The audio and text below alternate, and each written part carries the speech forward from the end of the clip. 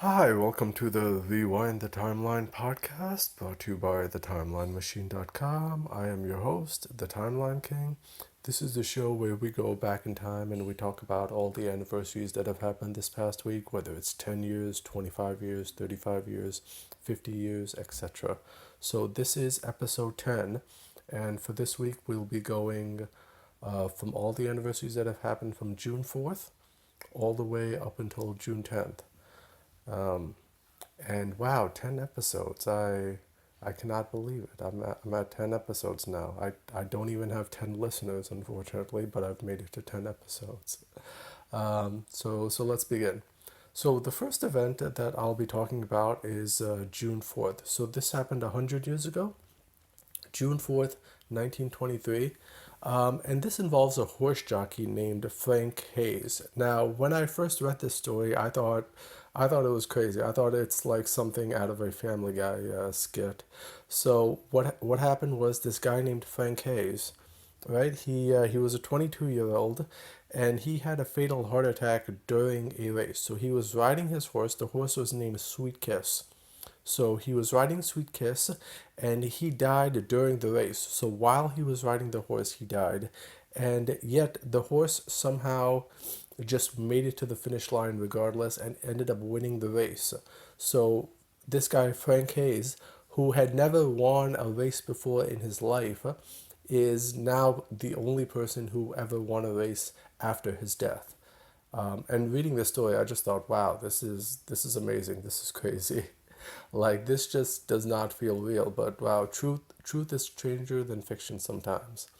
Now, the reason that he had a heart attack, a lot of people say when I looked up the story, is because he tried to lose a lot of weight in 24 hours in order to qualify as a jockey. So he was required to like lose 20 pounds.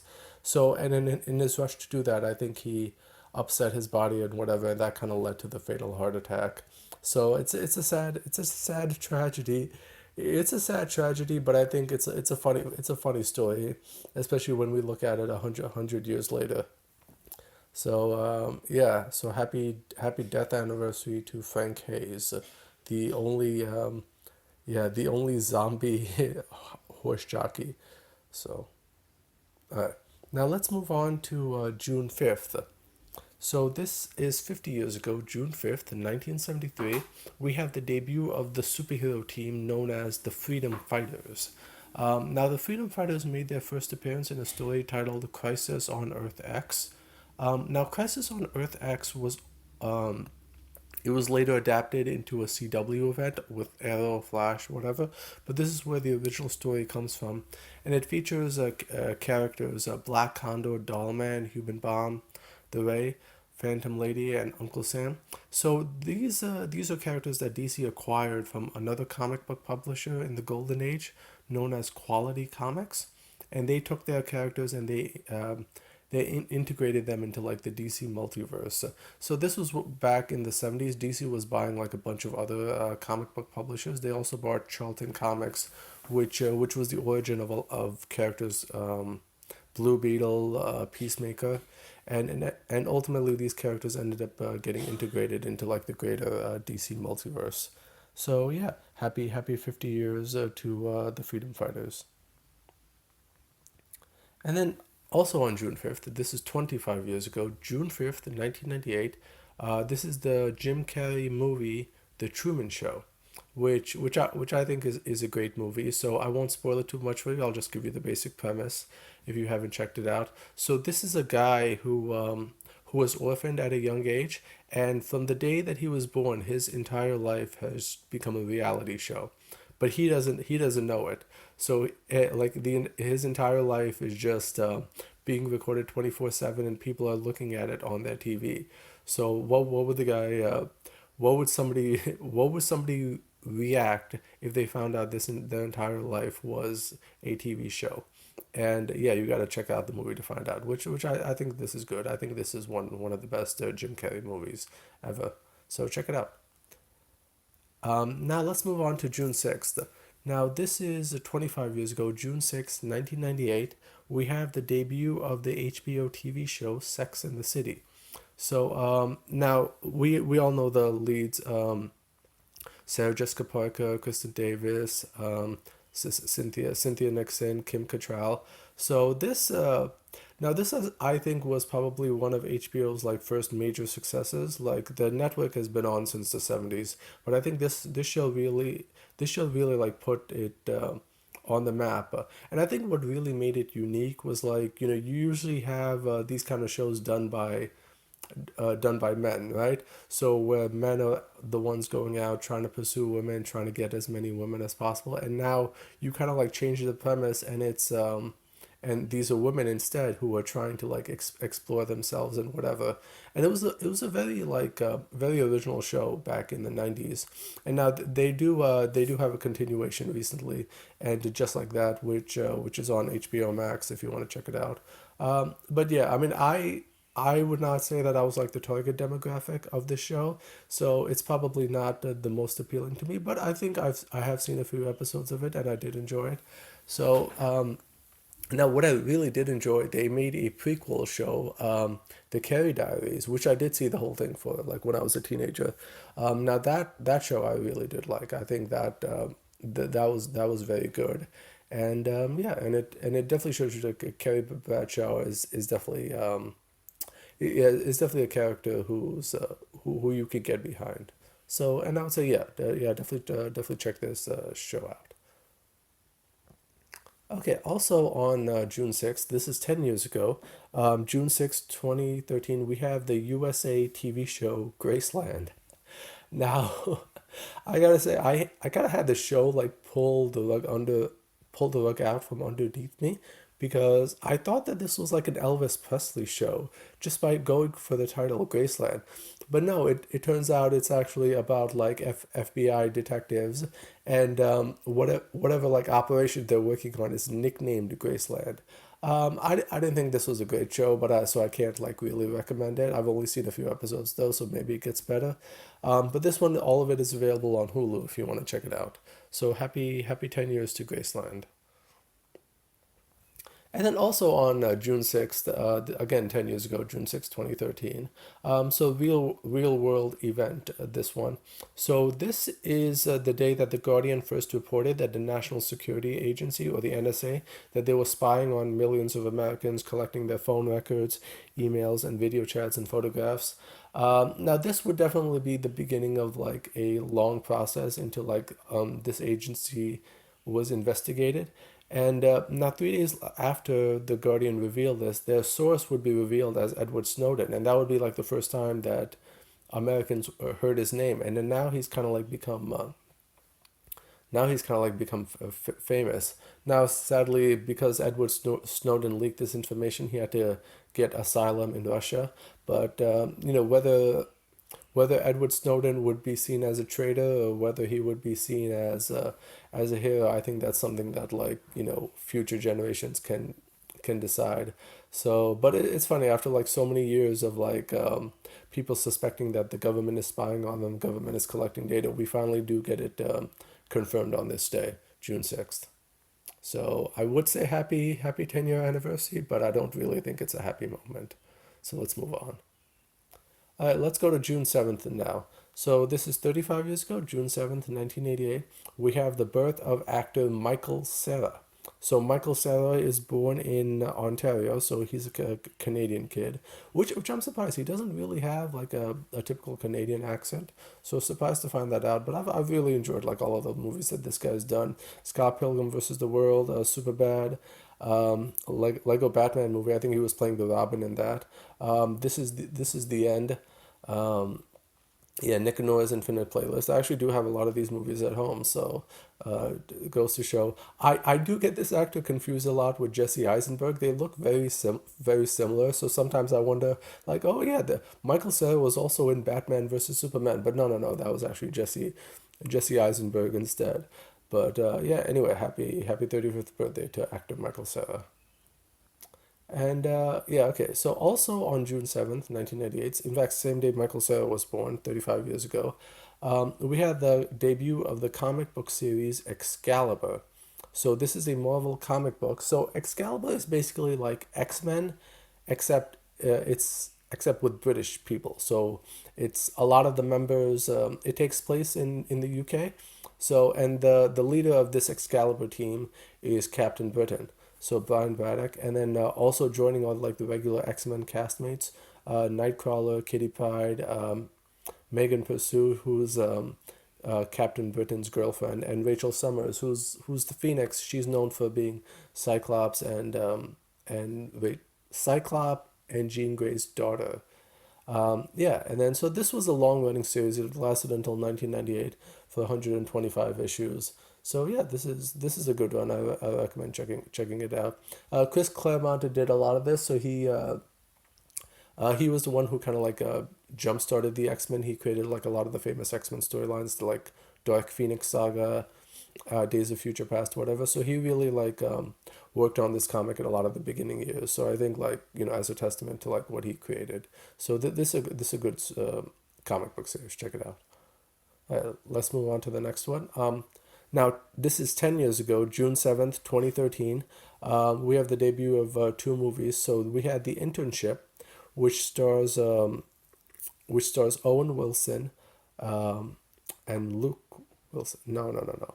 Oh, hold on, who is that? Okay, no. So Internship and The Purge. So Internship and The Purge are two movies. So now I remember Vince Vaughn and Owen Wilson are in The Internship. So I did see The Internship when it came out in theaters. So this is about these two guys. They're like middle aged, right? They have an interview for an internship at Google, right? And they're competing against like all these other kids who are like in who are just out of college. They're looking to make a name for themselves, and yet these are like two middle-aged guys, and they're like kind of trying to reinvent their life, and they're trying to kind of hope that that they can compete in the same space as these like 20 year olds. And I thought that that was really like a very good underdog story, and it showed that like, hey, innovation doesn't just come from new people. It like all the seasoned veterans, like people who are not typically in the industry, they can come up with new ideas as well. So I thought it was a good underdog story, but this ended up getting bad reviews when it came out. So I don't know how much the mainstream would like it, but I enjoyed The Internship. Now, what is interesting about this movie, like reflecting on it, like 10 years later, Internship came out like before like a lot of the big tech got exposed. So before like Mark Zuckerberg on Facebook got exposed. So because of that, there's like a lot of like Google advertising in this movie. You kind of a lot of the movie just talks about like how great Google is and like Google's innovation. So and watching it now, I definitely feel like a lot of it would be very cringe, knowing how like big tech collects our data, like spies on us. It definitely does feel weird, but I think like story wise, if you can just see it as a good underdog story, I would recommend checking it out. Now next one, let's get to also came out this day, The Purge, which which man, I think Purge is one of those movies where I think like it had a great premise, right? I liked the premise that this is a 24-hour period where all laws are off, so anybody can do anything and get away with it. But this movie, like, it just completely throws that away. It ends up just being a regular home invasion story. So what I was really thinking, man, you build up such a great premise, and yet it doesn't really come into play because like you could have just done it without needing the purge. Now thankfully the sequels do make up for it, and like the purge actually becomes like a big scary event in the sequels. But yeah, this first movie, it just is just not worth your time. But it does set up a franchise which ends up becoming worth your time, and one of like my favorite horror franchises ever. So happy 10 years to The Internship, and happy 10 years to The Purge. Okay, so let's move on to June 8th now. So this is 75 years ago, June 8th, 1948. We have the release of the TV show, the Texaco Star Theater. Most people don't know this, what this is now, but this was actually one of history's most successful TV shows ever made, and it was actually like responsible for the rise of television. I put down when the show premiered in the U.S., TV was still a novelty thing.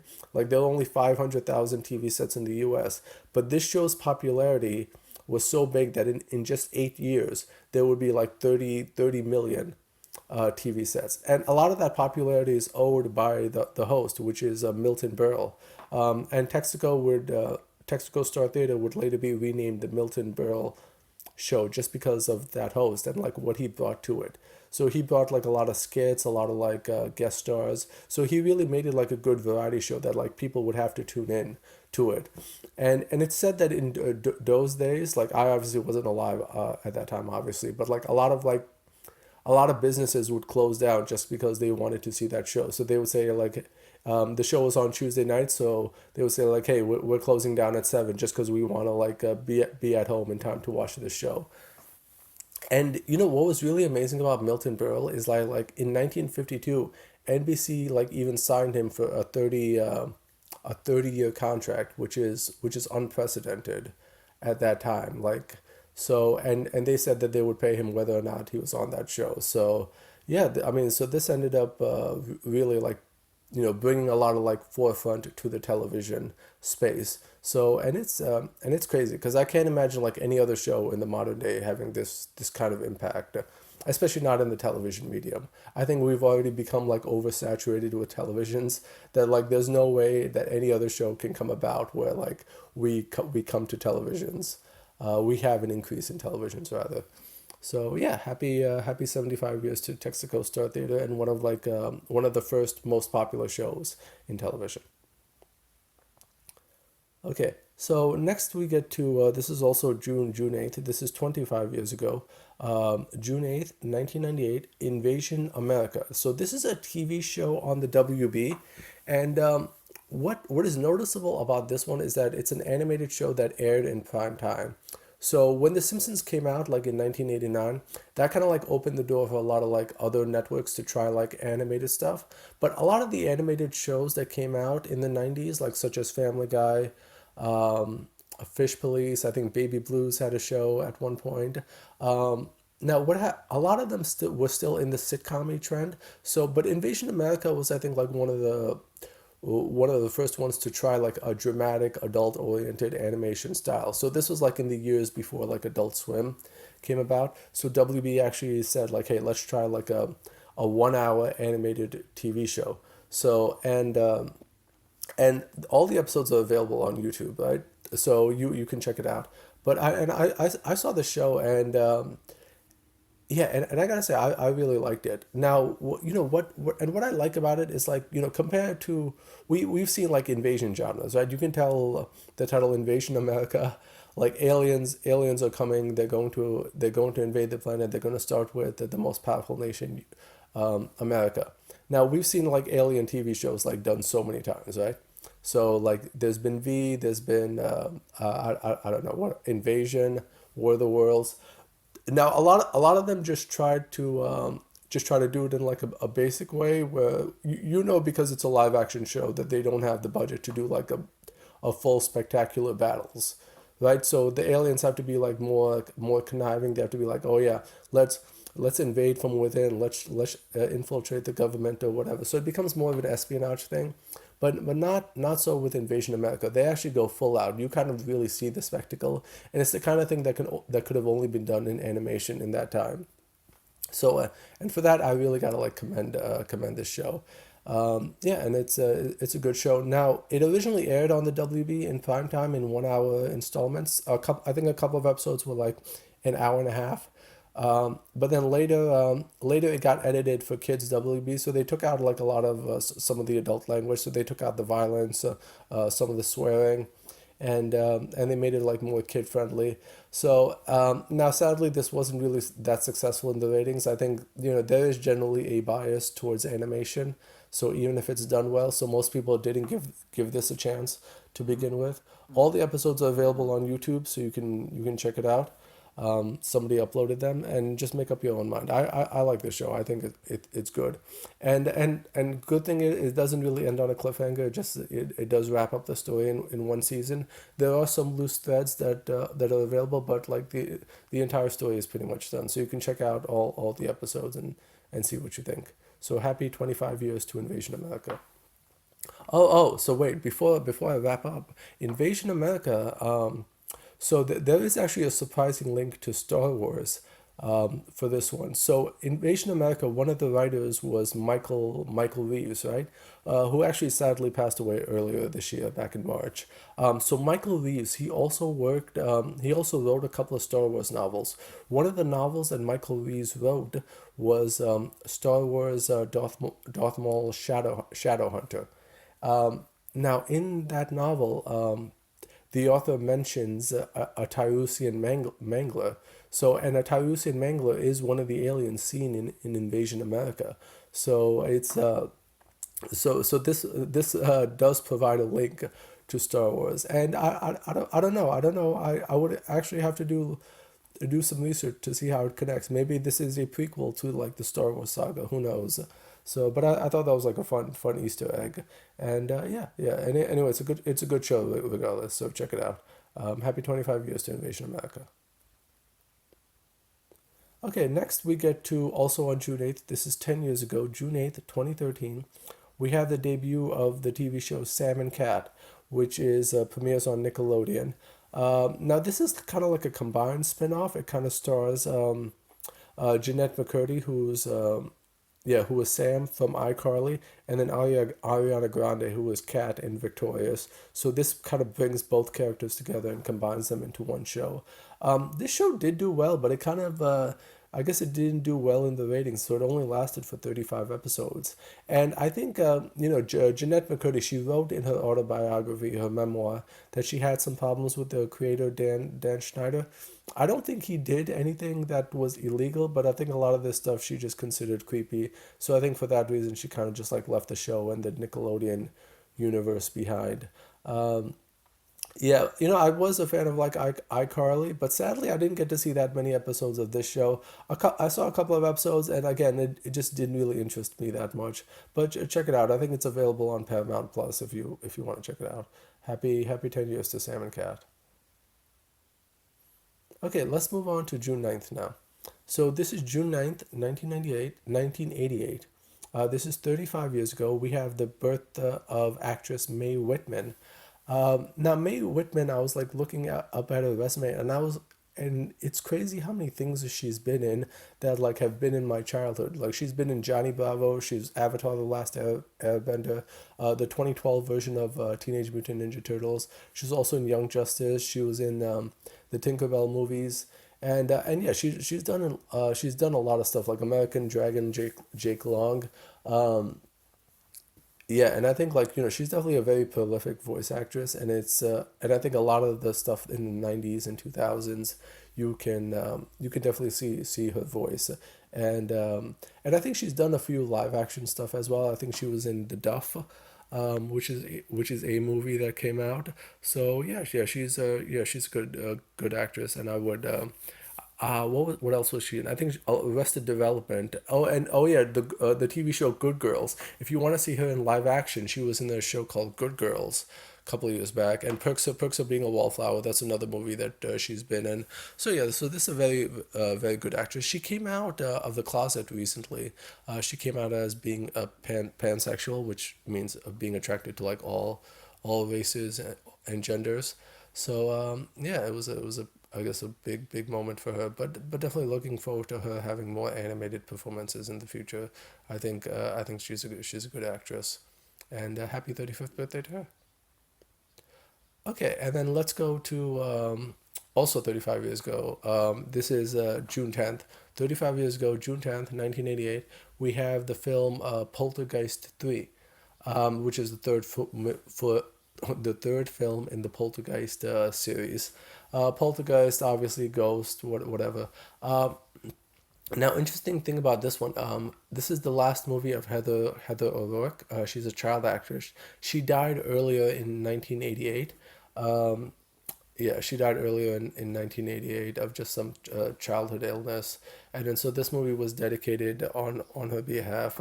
I mean, honestly, I can't really say that it's a great movie, but you kind of have to give Heather some credit because of her performance in it. So yeah, not the best of the Poltergeist series, but I would say check it out if you're a Poltergeist fan. So happy 35 years to Poltergeist 3. Okay, and then let's go to lastly. This is 25 years ago, June 10th, 1998. We have the comic book, Batman Scottish Connection. Yeah. Now, a lot of people don't know that Bruce Wayne was named after two Scottish characters. So one was like a revolutionary patriot named Anthony Wayne, and the other one was a Scottish patriot called Robert the Bruce. So Bruce Wayne got his name from that, and then so this movie kind of honors Bruce Wayne's link to Scotland. So he goes to Scotland for like some family reunion, and then he meets a man who wants to kind of like get rid of Bruce's ancestry because of like some 200-year-old mystery. So this is like one of the Batman one shots that we kind of reviewed for the website, and I would say definitely I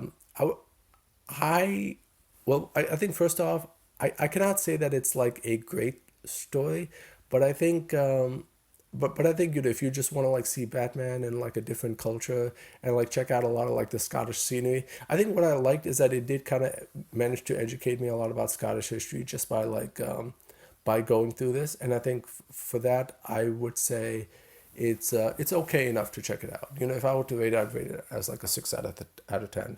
So it's a good story. Alan Grant, who wrote this book, is a good writer, and this is actually the first graphic novel of artist Frank Quitely, who did All Star Superman and a bunch of other stories afterwards. So yeah, I would say I would sort of recommend this out. So if but don't go hunt for it. If you just happen to read it, check it out. So yeah, and happy 25 years to Batman Scottish Connection. And I think that's it for today. So we're done with all the anniversaries. So yeah, once again, thank you to whoever's listening to this. I might not have that many listeners, but I do enjoy putting this up. And if anybody has any suggestions for like how to improve this, how to make how to make this podcast something that's that I can improve on, feel free to let me know. And yeah, have a good rest of the week. And again, tune in next week. And be sure to follow us on Instagram and Facebook. So you can keep up with all the anniversaries and stuff on a regular basis. So yeah, have a good rest of the day, and we'll see you again next week. And remember, keep rewinding the timeline.